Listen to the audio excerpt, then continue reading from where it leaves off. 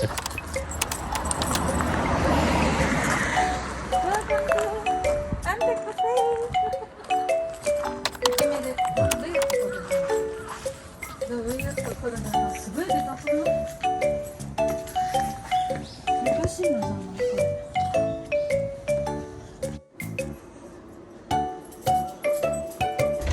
are antiques. See? Kakatuwa siya. Tingnan nyo to guys. Antique. Pati sofa. You'll be living your good life. Catch a glimpse of the outside, then you see me now, see me now, see now. 와, 귀엽다네. 와우. Hello minasan, konnichiwa, yokoso, welcome back to Japan Diaries with Hazel. It's me Hazel! Ayan, welcome po. So today, isi-share ko po sa inyo itong bagong na-discovery kong place.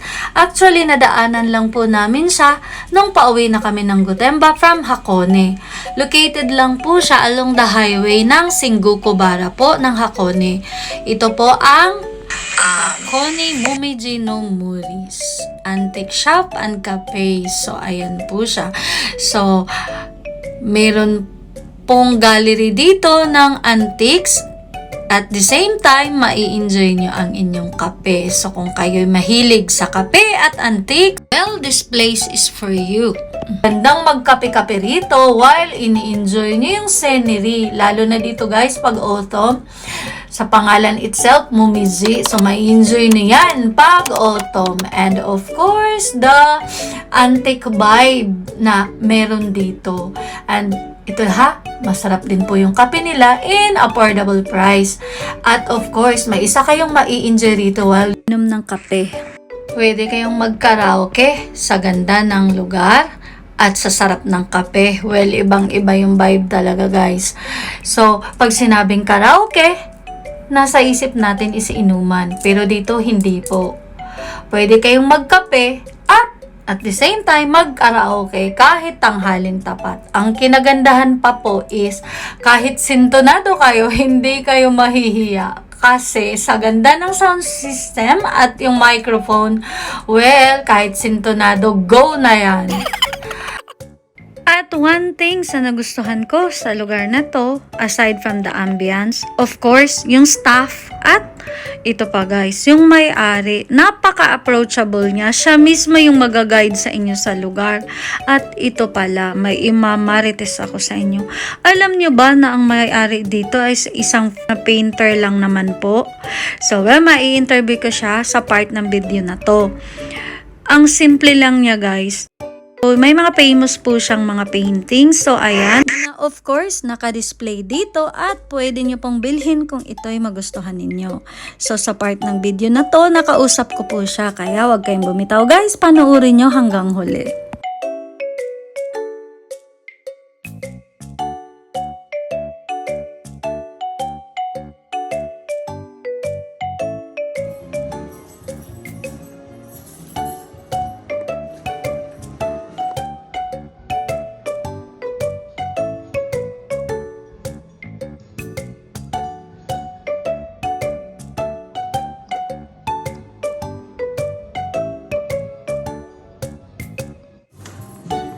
Korean.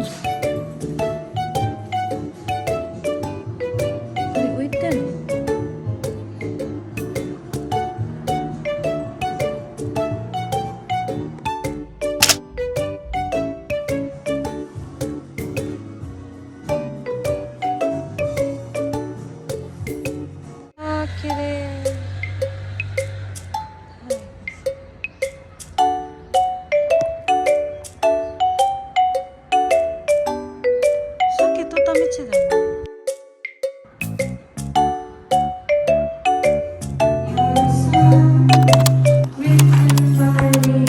Ito na nga, para mapatunayan ko sa inyo maganda yung kanilang sound system. Ayan, trinay ko talagang kumanta guys. Ang kapal lang naman ang mukha ko. So pagtiisan nyo na yung aking boses. When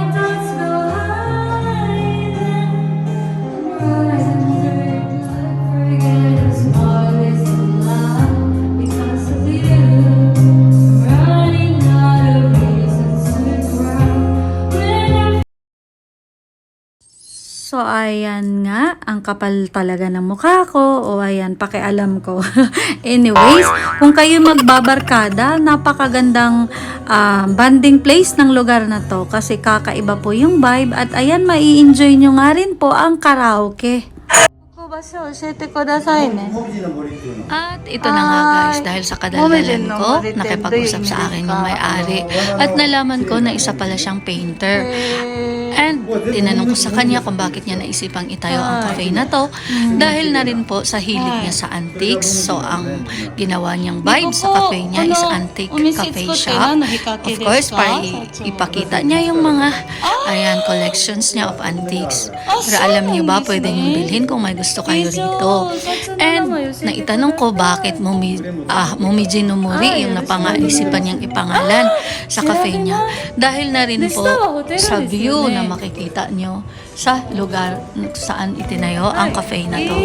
Overlooking po ang Momiji. So, Momiji no Mori. Momiji Forest po. So, ayan. At ito pa, na-share na rin yung pinaka-famous na obra niya, ang Yukata no Jose. Ayan, kung kayo po ay maliligaw rito, pwede bumili o pumili sa mga obra niya kung may magustuhan kayo.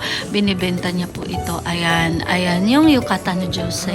Yan yung pinaka-famous na obra niya po. Mabibili niya rin po yan through online. Ayan. At ito na nga guys. Kung kayo po ay mahilig sa antiques and mahilig din sa kape, well, this place is for you. I-recommend ko sa inyo na minsan dumaan kayo rito. From Gotemba, ang lapit niya lang po. So, kahit hindi naman kayo nahilig, para maiba lang yung vibe o tambayan yung magkakaibigan, well, itry nyo rito at magbanding kayo habang nagkape-kape with the karaoke. And of course, ayan, ikutin nyo yung lugar para makita nyo yung mga kakaibang gamit ng mga sinaunang panahon pa. And meron pa po akong i-share sa baba po ng cafe na to is hotel daw po. So, may onsen hotel daw po sa baba. So, ayan. Para kakaibang experience naman ang maranasan nyo kung kayo na dito sa Japan. So, why not? Itry nyo po ang place na to stay. Malapit lang po siya sa Gotemba. And 15 minutes ride lang po, mararating nyo na ang Gotemba Premium Outlet. And of course, mapapasyalan nyo rin po ang Gotemba at makikita nyo ang super gandang view ni Mount Fuji. So, itry nyo minsan guys, along the highway lang po ang place na to. So, sa mga magbabarkada dyan, o malapit lang naman kayo or from Gotemba lang. So, itry nyo daanan ang place na to. Enjoy nyo yung kape at of course, magandang pa Instagram post ito guys. Lalo na kung autumn, siguro ang ganda nito. Babalikan ko to guys pag autumn na ulit. So, sa mga bago pa pala sa channel ko, huwag niyong kalimutan i-subscribe at i-like ang video na to. So, それも社長の方うちと社長のいやいや一緒にやってるんでね。ああ、なるほど。あ、これじゃないよ。そっちこれだよ。ごめん。これが安定。そっちこっちのがいい。あ、こっちこのギャラリーのがいいじゃん。あ、これね。このギャラリーのがいい。あ、これ同じこれね。はい、もらいます。ぜひ。よろしくお願い。ありがとうございます、社長。今度カラオケみんな。はい、みんなできます。 At ito pa guys, sa harapan daw mismo ng cafe na to is ang Chinese restaurant po na pag-aari naman ng anak ng may-ari ng cafe na to. So ayan, di ba pag kayo nagutom, pwede lang kayong tumawid.